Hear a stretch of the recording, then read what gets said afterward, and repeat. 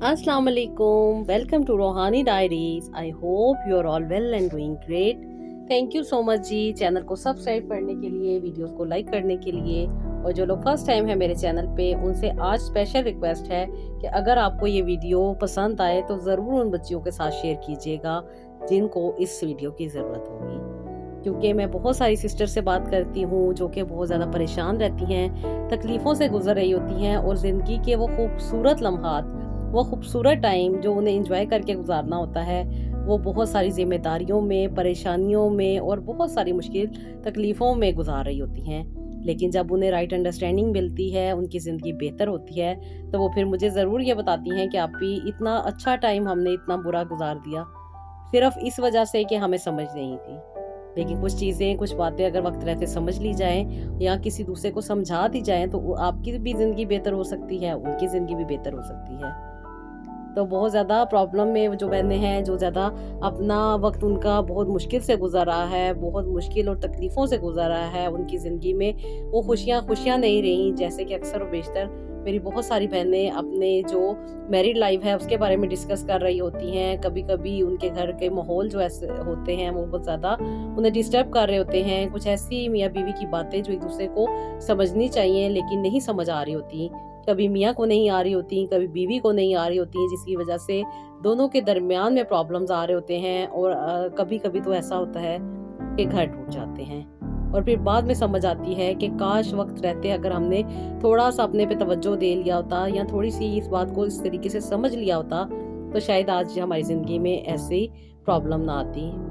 In fact मुझे बहुत सारी ऐसी सिस्टर्स की कॉल्स आती हैं, उनसे मेरी बात होती है जो ये कहती हैं कि आपी हम अपने हस्बैंड को नहीं छोड़ सकते, जबकि उनकी डिवोर्स हो चुकी होती है। लेकिन डिवोर्स हो जाने के बाद उन्हें उन चीज़ों की कदर आती है, क्योंकि वक़्त रहते वो अपनी काउंसलिंग नहीं करती, अपने आप को राइट डायरेक्शन नहीं दे पाती, जिसकी वजह से जज़्बात में आके, लोगों की बातों में आ गए या फिर कुछ ऐसे वसवसे जिनमें वो खुद ही फँसी होती हैं, उसकी वजह से अपना घर ख़राब कर लेती हैं।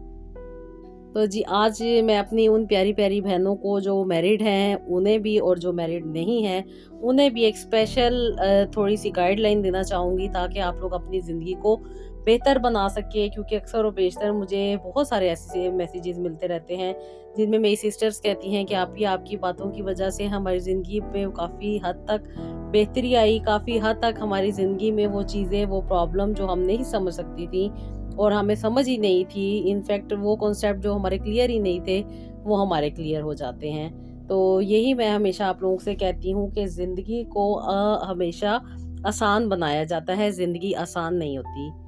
कभी कहीं बर्दाश्त करके, कभी कुछ सह कर, कभी कुछ समझ कर और कुछ कभी अपने ऊपर तवज्जो देकर। सबसे जो मेन टॉपिक मेरा ये है कि आप लोग अपने ऊपर जब तवज्जो नहीं देती तो आप लोग परेशानियों में और प्रॉब्लम्स में आ जाती हैं। क्योंकि कुछ बातें पता ही नहीं होती, जब नई-नई शादी होती है लड़की की, उसे पता ही नहीं होता। आजकल हमारे यहाँ वाक़ई ही नहीं लड़कियों को पता होता, क्योंकि वो बहुत सारी ऐसी चीज़ों में फँसी होती हैं, बहुत सारी ऐसी चीज़ें कर रही होती हैं, जिसकी वज़ह से उन्हें ये प्रैक्टिकल लाइफ़ का कुछ आइडिया ही नहीं होता कि आगे जाके उनके साथ क्या होगा या किस तरीके से इस लाइफ़ को लेके चलना है। क्योंकि प्रॉपर गाइडलाइन कहीं से भी नहीं मिलती है। हमने अपने बड़ों को देखा होता है, अपने इर्द-गिर्द के लोगों को देखा होता है, जैसे उन्होंने ज़िंदगी गुज़ारी होती है, हम कहते हैं हमारी भी ऐसी गुज़र जाएगी। लेकिन आजकल के दौर में बहुत ज़्यादा ज़रूरी है इंसान को अपने बारे में सोचना, अपने बारे में समझना और अपनी लाइफ़ को आगे लेके चलना। बहुत सारी ऐसी इंडिपेंडेंट ख़वातीन हैं जो बहुत ज़्यादा अपनी लाइफ़ पे फ़ोकस भी कर रही होती हैं, अपने आप के बारे में बहुत ज़्यादा सोच भी रही होती हैं, कमा भी रही होती हैं, लेकिन उसके बावजूद भी बहुत सारे जो उनके प्रॉब्लम है वो बड़े होते हैं। और जब औरत हो या मर्द हो मेंटली तौर पे बहुत ज़्यादा डिस्टर्ब हो जाता है, तो ना सिर्फ उसकी ज़िंदगी के वो खुशहाल या खुशगवार लम्हे जो उन्हें अच्छे तौर पे एंजॉय करने चाहिए थे, वो उनके दुख दर्द तकलीफ़ों में ही गुजर जाते हैं। इंसान लड़का हो या लड़की हो, तब तकलीफ में आते हैं जब उन्होंने कुछ अच्छा वक्त देखा हो, कभी जीना सीखा हो, कुछ उनके पास ऐसे लम्हे हो जिनमें उन्होंने खुद को महसूस किया हो। और ये वो खुशी के लम्हे होते हैं जो इंसान को बहुत ज़्यादा ज़िंदगी को समझने के लिए और ज़िंदगी को खूबसूरत बनाने के लिए ज़रूरी होते हैं। अब में बाज़ औक़ात ऐसी सिचुएशन को फ़ेस करना पड़ जाता है ज़िंदगी में, जिसके बारे में इंसान ने कभी सोचा भी नहीं होता, उसे समझ ही नहीं होती। और ख़ास तौर पे मेरी वो बहनें जो रुखसत होके बड़े ससुराल में आती हैं, बड़ी फैमिली में आती हैं, तो वो इस बात की शिकायत करती हैं कि आपी बहुत सारी चीज़ें थी जो हम अपने मियाँ के साथ करना चाहते थे, जो हम सोच के आए थे कि किस तरीके से हम अपनी ज़िंदगी को आगे लेकर चलेंगे, ऐसा नहीं हो सका। जिसकी वजह से अब हमारा दिल ही नहीं चाहता अपने हस्बैंड के साथ रहने को। और वो बहुत कोशिश कर रही होती हैं अपनी ज़िंदगी को सिर्फ़ आगे बढ़ाने के लिए। दिल से नहीं चाह रही होती हैं, बल्कि मजबूरी में चाह रही होती हैं, बच्चों की वजह से। या कुछ ख़वातीन जो होती हैं, उनकी इनकम का ज़रिया नहीं होता, जिसकी वजह से वो हस्बैंड के साथ सिर्फ़ गुज़ारा कर रही होती हैं। और कुछ ऐसी भी ख़वातीन हैं जो कि फिर अपने लिए कुछ और साइड पे चली जाती हैं, कुछ और चीज़ें सोच लेती हैं, लेकिन उनका भी अंजाम कुछ फिर बुरा ही होता है। मेरी अक्सर जिन सिस्टर से बात होती है, मैं उनके अकॉर्डिंग आप लोगों से बात कर रही हूँ कि अपनी ज़िंदगी को बेहतर बनाने आप ही ने है, अपनी ज़िंदगी के बारे में सोचना भी आप ही ने है और अपने आप को राइट अंडरस्टैंडिंग भी आप ही लोगों ने देनी है। बहुत सारी मेरी बहनें जो ससुरालों में होती हैं, वो अक्सर और बेशतर यही शिकायतें कर रही होती हैं कि आप ही देवरों की खिदमत करके, नंदों की खिदमत करके हमने इनको बड़ा किया, इनकी पढ़ाइयों में इनका टाइम दिया और जब इनका अपना टाइम आया, इन्होंने हमें साफ कह दिया कि हमने तो नहीं आपको कहा था हमारी ज़िम्मेदारियाँ उठाएँ। हमने तो नहीं आप लोगों की मिन्नतें की थी। कहती हैं आप ही बहुत नेगेटिव बातें सुनने को मिलती हैं। तो ज़ाहिर-सी बात है, एक जो इंसान बेलौस चाह रहा होता है किसी के अपने प्यार में, अपने एहसास में, अपने ख़्याल में अगर वो किसी दूसरे की खिदमत कर रहा होता है, तो बेशक इसके बारे में कहा गया है कि इंसान को अपने हुस्न सलूक पे उसे इनाम दिया जाएगा।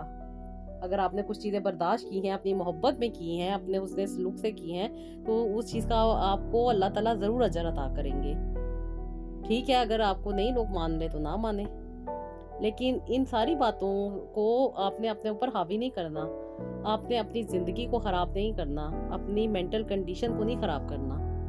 जो कि अक्सर मैं बहनों को देखती हूँ जो बहुत ज़्यादा अपनी जान से जा चुकी होती हैं। मीन्स ये कि वो अपने आप में सोच नहीं सकती, समझ नहीं सकती उनके लिए क्या बेहतर है, वो कोई फ़ैसला नहीं कर पा रही होती। मेंटली तौर पे इतनी डिस्टर्ब होती हैं कि अपने बच्चों की खुशियों को सही तरीके से एंजॉय नहीं कर सकती, क्योंकि जब माइंड ही ऑक्यूपाइड रहेगा तो क्या चीज़ समझ आएगी और उल्टा चीज़ें ख़राब होती जाएंगी। जो बच्चों का खुशियों का टाइम है या उनकी लाइफ एंजॉय करने का जो टाइम है, वो भी अपनी वालदा को जब परेशानी में देखते हैं या तकलीफ़ में देखते हैं या अपनी किसी भी बहन भाई को तकलीफ़ में देखते हैं, तो फिर उनकी भी ज़िंदगी पे काफ़ी बुरा असर पड़ता है और फिर वो चीज़ें दोबारा से घर में रिपीट होती हैं, जिसकी वजह से एक नहीं, दो नहीं, बल्कि पूरा घर ही डिस्टर्ब होकर रह जाता है।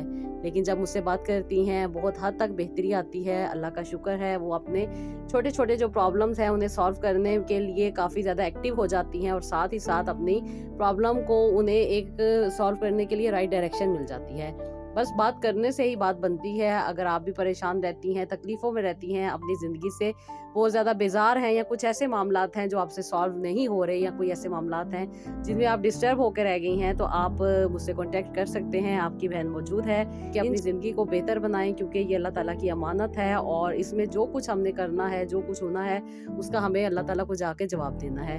तो ज़िंदगी किसी के लिए ख़राब ना करें, बस अपने लिए जिएँ, अपनी खुशियों को एन्जॉय करें, अपनी लाइफ़ को बेहतर बनाएँ और अल्लाह ताला से अपने कनेक्शन को स्ट्रॉन्ग रखें, दुआएँ माँगते रहें। बेशक अल्लाह ताला आसानियाँ देने वाले हैं, करम करने वाले हैं, रहम करने वाले हैं और अता करने वाले हैं।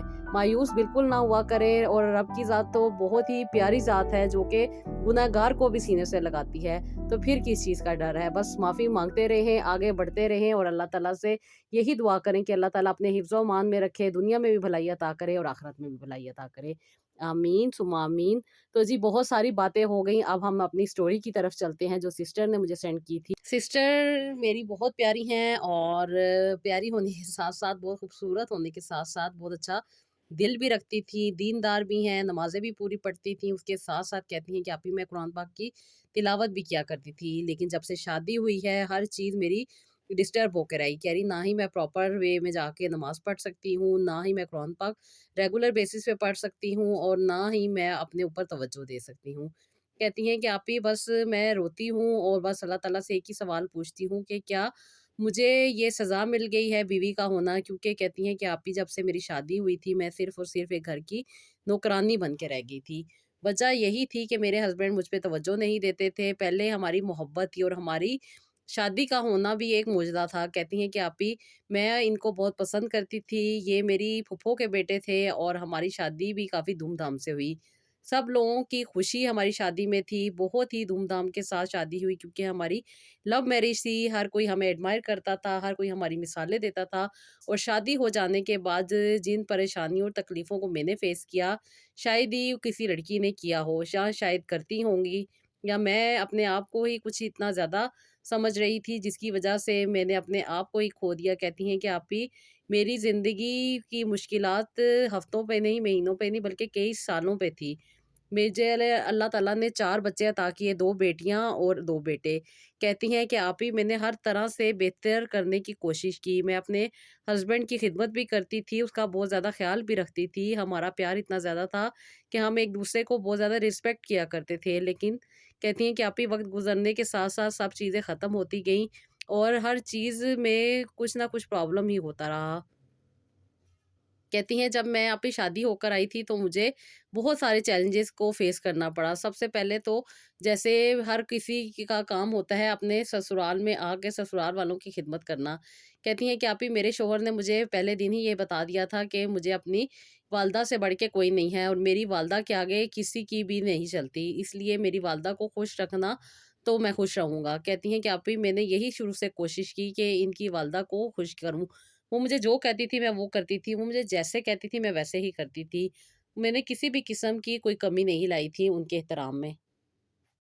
सुबह उठते सार ही मुझे अपनी चाय बनाने के साथ-साथ अपनी सास को भी चाय देनी होती थी, जो कि मैं पहले नहीं पिया करती थी, लेकिन जब सास की बनती है, तो मैं भी पी लिया करती थी क्योंकि मुझे अपने शौहर को भी खुश रखना था। इसलिए आप ही मैं फ़जर की नमाज़ के बाद नहीं सोती थी, बल्कि घर वालों के उठने का इंतज़ार करती थी। मेरे बाद मेरी सास उठ जाया करती थी, उनके लिए मैं चाय बना के उनको देती थी और उसके बाद मेरे ससुर उठ जाया करते थे, उनके लिए मैं चाय बनाती थी और उसके बाद फिर उनके नाश्ते का इंतज़ाम किया जाता था। फिर कहती हैं कि आप ही बच्चों के होने की वजह से मैंने हर तरह से अपना खुशी को कॉम्प्रोमाइज़ किया। कहती हैं कि मियाँ से मोहब्बत होने का मुझे बहुत बड़ी कहती हैं कि कुर्बानी देनी पड़ी। कहती हैं कि आप ही मेरे हस्बैंड को पसंद था कि मैं पर्दा करूँ, मैंने पर्दा भी किया और उनके कहने के मुताबिक उनके सारे घर की देखभाल भी करती थी। यानी कि घर की सफाई, खाना बनाना, बच्चों की देखभाल और उसके साथ-साथ और भी बहुत सारे काम थे जो सब के सब मैं ही करती थी। इनके घर में शादी से पहले नौकरानी थी, लेकिन मेरी शादी के 1 महीने के बाद इन्होंने नौकरानी को हटा दिया था कि मैं घर के सारे ही ज़िम्मेदारी सँभाल लूँगी। उसके साथ-साथ कहती हैं कि आप ही मेरे शौहर जो भी कमा के लेकर आते थे, वो अपनी वालदा को ही दिया करते थे।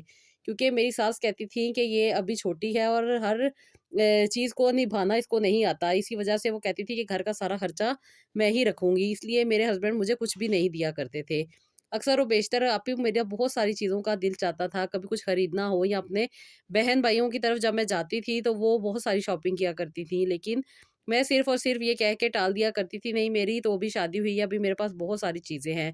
लेकिन कुछ चीज़ें वो मुझे गिफ्ट कर दिया करती थी, जिसकी वज़ह से मेरी भी ज़रूरत पूरी हो जाती थी। मैं उनके वालिदैन के साथ-साथ उनके बहन-भाइयों का भी बहुत ज़्यादा ख़्याल करती थी। कहती हैं कि मैं अपनी नंदों का और उसके साथ-साथ अपने देवर को भी बहुत ज़्यादा रिस्पेक्ट देती थी। इनकी फ़रमाइशें, इनकी हर तरह की ज़रूरत को मैं पूरा करती थी। कभी किसी के कपड़े इस्त्री करके देने हों तो मैं देती थी, अगर किसी को खाने की ज़रूरत हो तो मैं डाल के देती थी।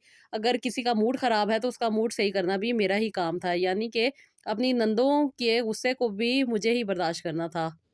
जिसकी वजह यही थी कि अक्सर और बेशतर सास उन्हें मनाने बैठी होती थी और मुझे नई-नई डिशेज़ बनाने पे लगा दिया करती थी और मैं यही सोचती थी कि ये ससुराल है, यहाँ कोई मुझ पे ज़ुल्म हो रहा है। मैं बहुत ज़्यादा परेशान रहती थी, तकलीफ़ में थी और ऊपर से ये होता था कि आप ही जब मुझे बेबी होने वाला हो ना, तो हर चीज़ के लिए मेरे घर वालों के पास मुझे भेज देना ताकि कोई भी टेंशन इन लोगों को ना सँभालनी पड़े। पहले जब मैंने फर्स्ट टाइम कंसीव किया था, तो आप ही मुझे नहीं पता था। मेरी कुछ तबीयत ख़राब रहती थी। मुझे स्टार्टिंग में बहुत ज़्यादा वॉमिट होती थी, जिसकी वज़ह से इन्होंने मुझे मेरे वालदा के घर भेज दिया। वहाँ पे कुछ अरसा मैंने आराम किया और 15-20 दिन मैं वहाँ पे गुज़ार के वापस आई। उसके बाद आने के बाद मेरी सास ने वो 15-20 दिन के काम सँभाल के रखे हुए थे, वो सारे के सारे मुझे करने पड़े। मैंने जब शौहर को बताया तो उन्होंने मुझे बहुत बुरा-भला कहा और कहा कि घर के काम औरतें ही करती हैं, तुम कोई एहसान नहीं कर रही, तुम्हारा काम है और तुम्हारा फ़र्ज़ है। मेरी वालदा को किसी भी किस्म की कोई टेंशन नहीं होनी चाहिए और कहती हैं कि आप ही, मुझे तो अपने हकूक़ के बारे में पता ही नहीं था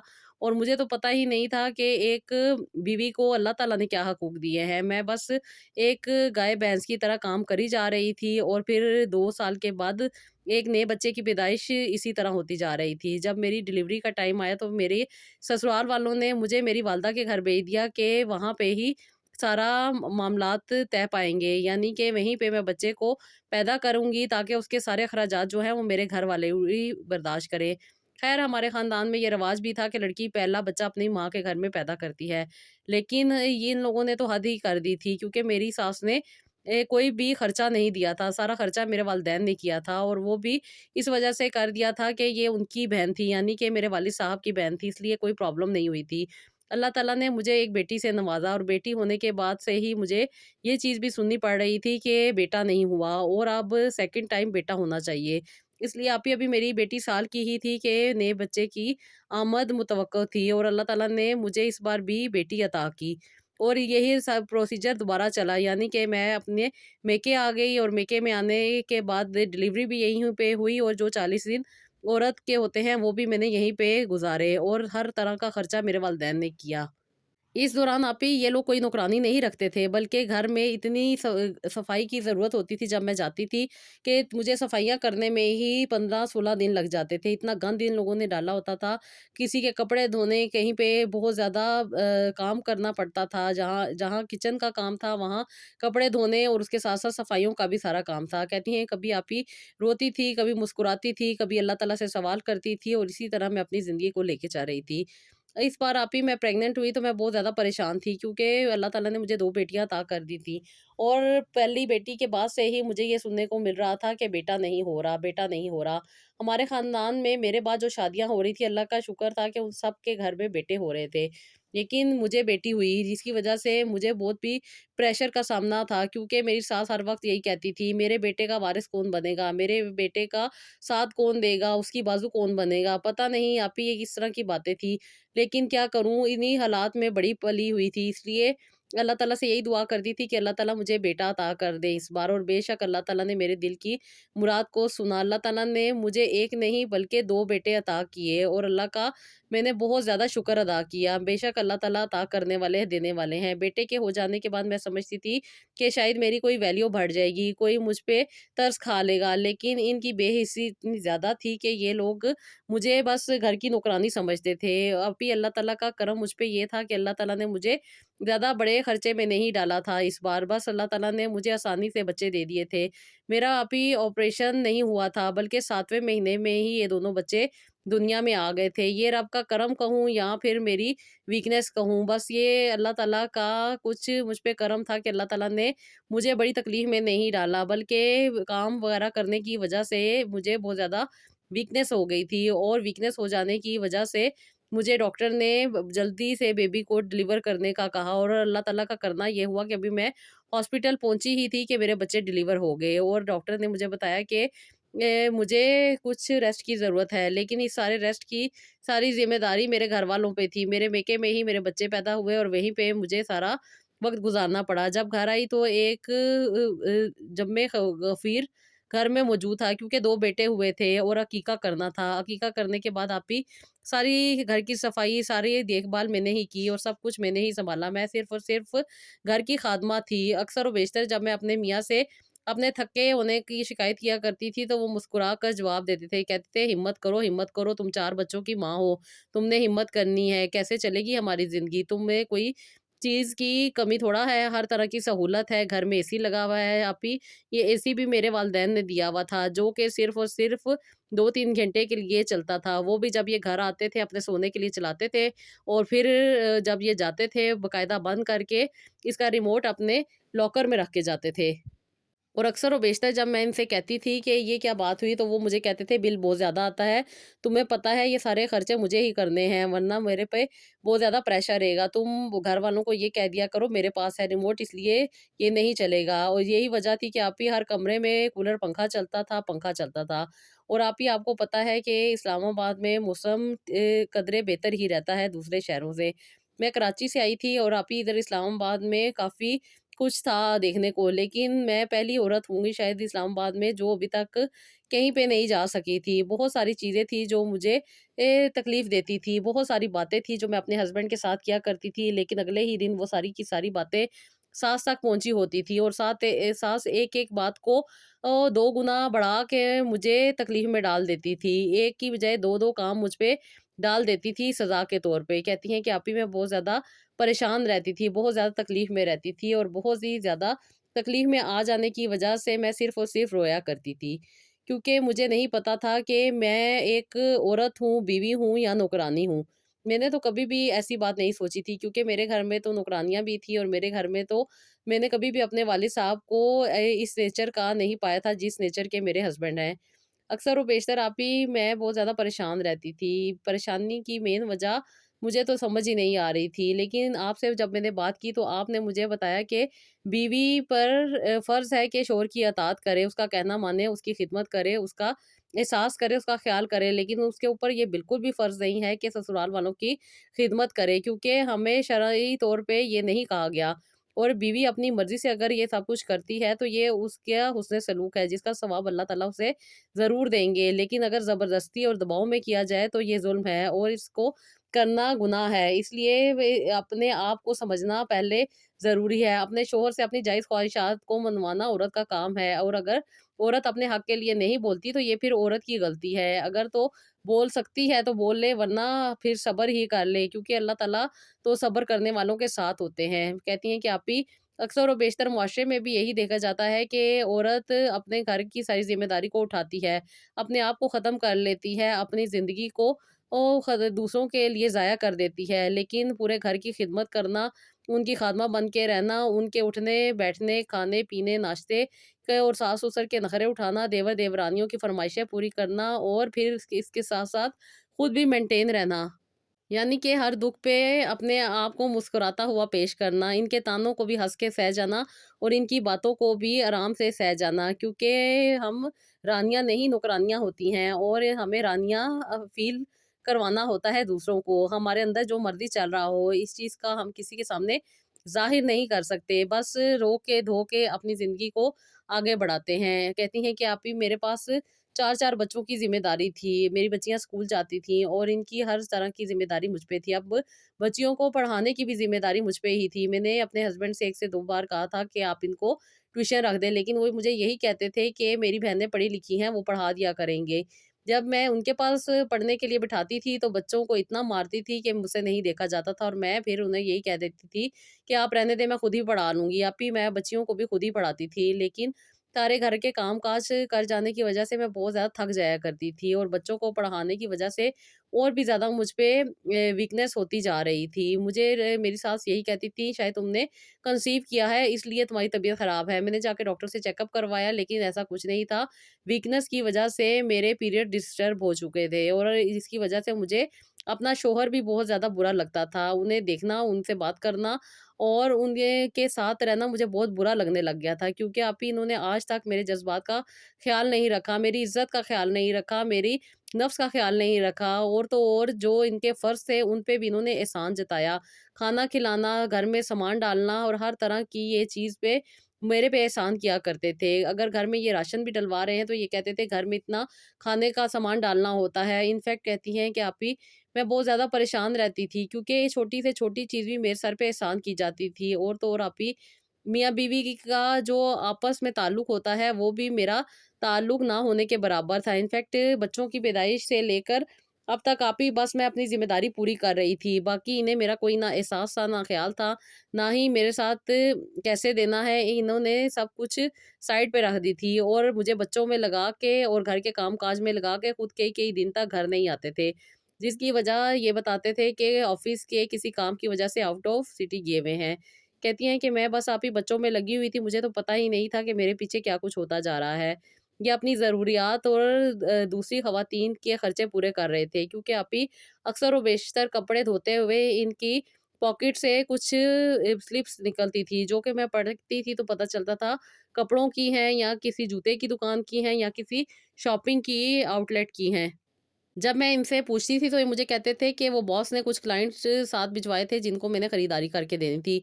और मैं भी इतनी सादा तबीयत थी, इनकी बात को सच मान लिया करती थी कि शायद ये पब्लिक डीलिंग में है, इसलिए कुछ लोगों के साथ इनको आना-जाना पड़ता है, ये उनको शॉपिंग वगैरह करवाते हैं, जिसकी वजह से ये कहते हैं कि मेरी कुछ इनकम अच्छी हो जाती है, जिसकी वजह से घर के अखराजात पूरे हो जाते हैं। बहनों की शादियाँ करना, भाइयों की शादियाँ करना, ये सब की सब इन्हीं की ज़िम्मेदारी थी। मेरे ससुर काम नहीं करते थे, बस उनकी पेंशन आती थी, वो इस्तेमाल करते थे। और उसके साथ-साथ उन्होंने एक प्लॉट लेके रखा हुआ था अपनी बेटियों के लिए, जो कि उनकी ये शादी पे उन्होंने बेचना था। लेकिन अब जब से मेरे मियाँ की कोई अच्छी कमाई थी, तब से उन्होंने वो प्लॉट भी नहीं बेचा, बल्कि उसको ऐसे ही रखा और सारा खर्चा मेरे मियाँ ने किया।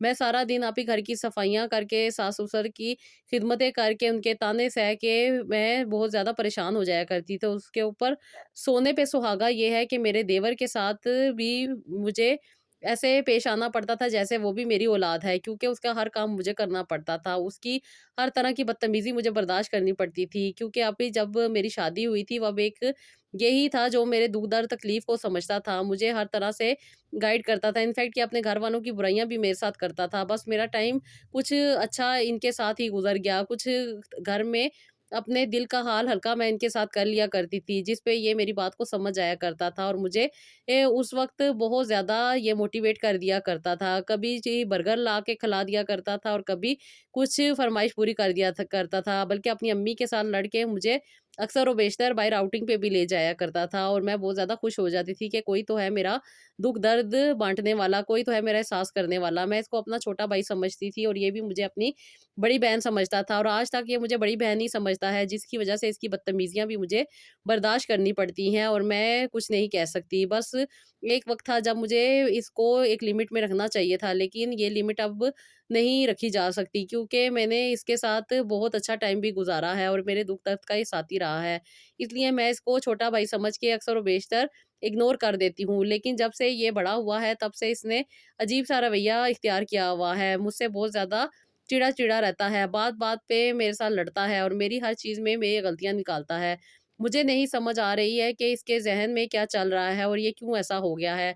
शायद इसकी शादी की उम्र है, इसलिए घर वालों को चाहिए कि इसकी शादी कर दें, वो भी नहीं कर रहे। मैं अक्सर व बेशतर अपनी सास से यही कहती हूँ कि अम्मी आप इसकी शादी कर दें, लेकिन अम्मी मेरी बात को सुनती नहीं है, बल्कि कहती हैं कि अभी तो कमाने लगा है, कुछ अरसे मैं भी इसकी कमाई खा लूँ, फिर ले आऊँगी इसकी भी बीवी।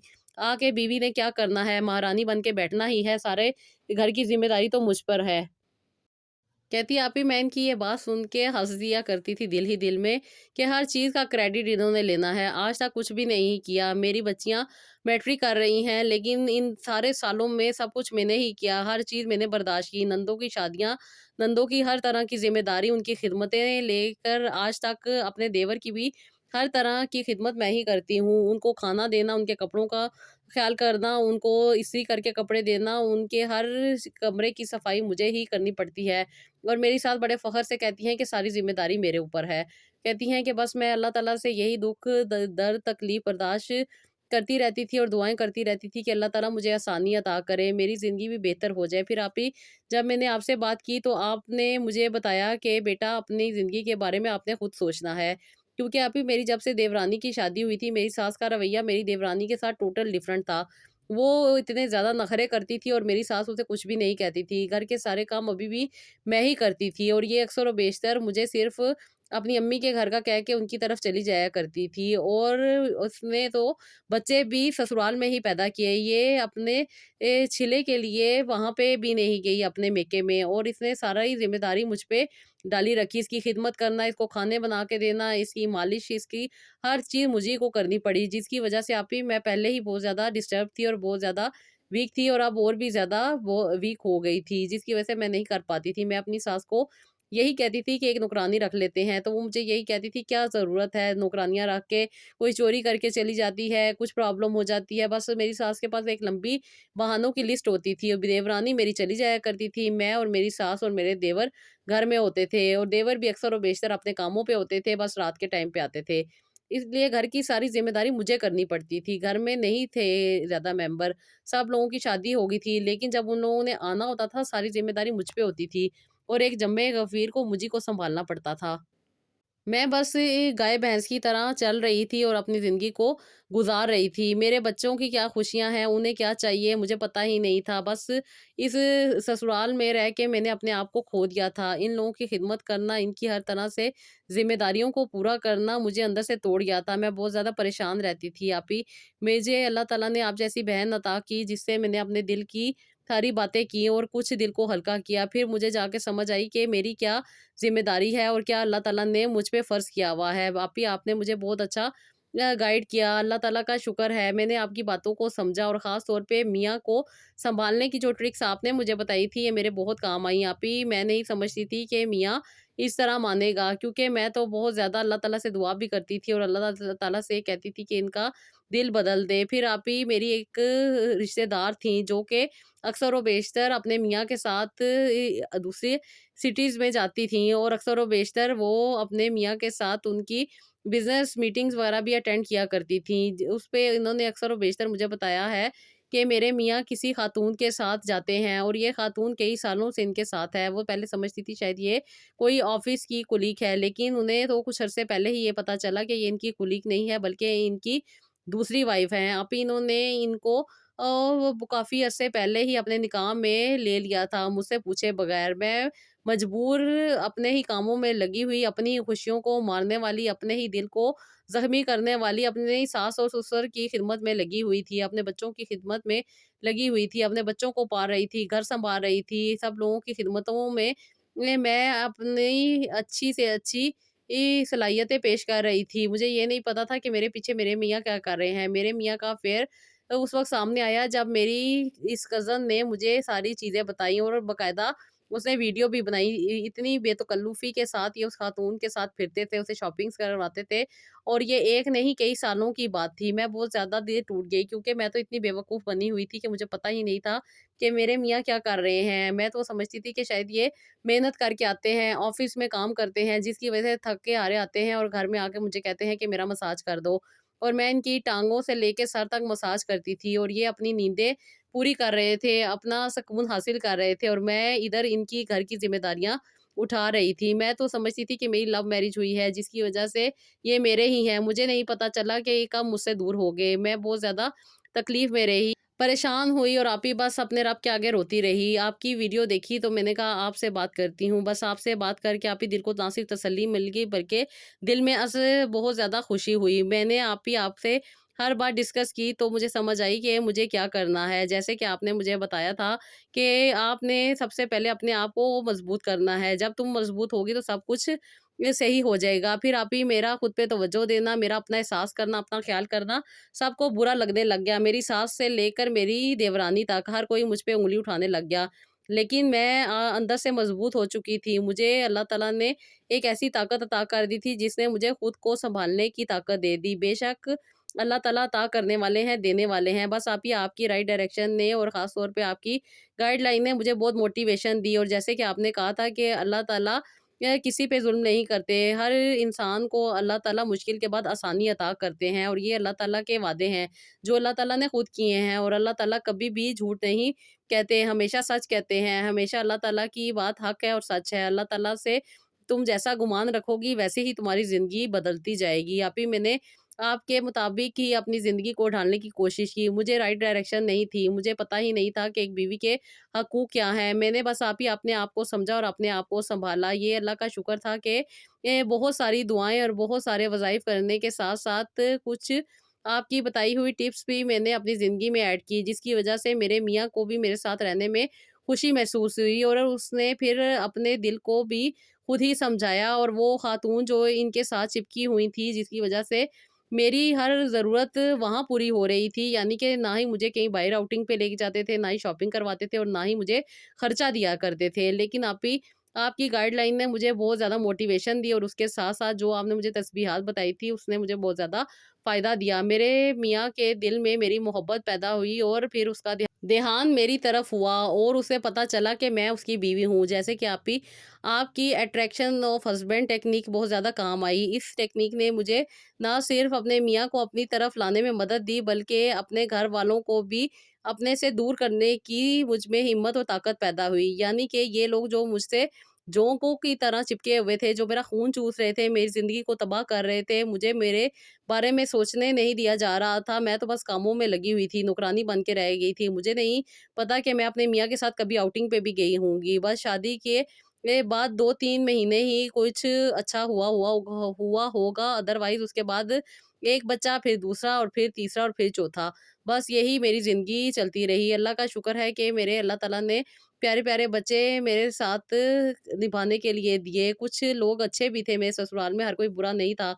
लेकिन वो वक़्त ऐसे ही शायद गुज़रना था। बस अभी अब एक हिदायत का रास्ता मिल गया है। मेरे हस्बैंड ने उस खातून को डिवोर्स दे दी है, क्योंकि वो खातून इनसे तो अपने खर्चे पूरे करवा रही थी, लेकिन बाकी ज़रूरियात और लोगों के से पूरी कर रही थी कि मेरे मियाँ को उनके ऊपर पहले बहुत ज़्यादा मोहब्बत प्यार थी, जिसकी वजह से इनकी आँखें नहीं खुल रही थी। लेकिन जैसे-जैसे वक़्त गुज़रता गया और अल्लाह ताला का करम बढ़ता गया और मुझे अपने बारे में समझ आता गया, वैसे-वैसे ही सारे मामलात बेहतर होते गए। 3 साल हो गए हैं अल्लाह का शुक्र है, बहुत हद तक मेरी ज़िंदगी बेहतर हुई है और ख़ास तौर पे जब से मैंने आपसे बात की है, तब से तो मैजिकल रिज़ल्ट आए हैं इन सारी टेक्निक्स के। अल्लाह का शुक्र है कि अल्लाह ताला ने मुझे आसानी दी। मुझे समझ आई है कि शौहर का काम करना, शौहर की खिदमत करना औरत पे फ़र्ज़ है और मर्द पे भी फ़र्ज़ है। औरत को इज़्ज़त देना, औरत को ससुराल में रिस्पेक्ट दिलवाना और औरत के हकूक़ का ख़्याल करना। मुझे तो अपने हकूक़ का ही नहीं पता था, बस ये पता था कि ये मेरा फ़र्ज़ है, मुझे करना है।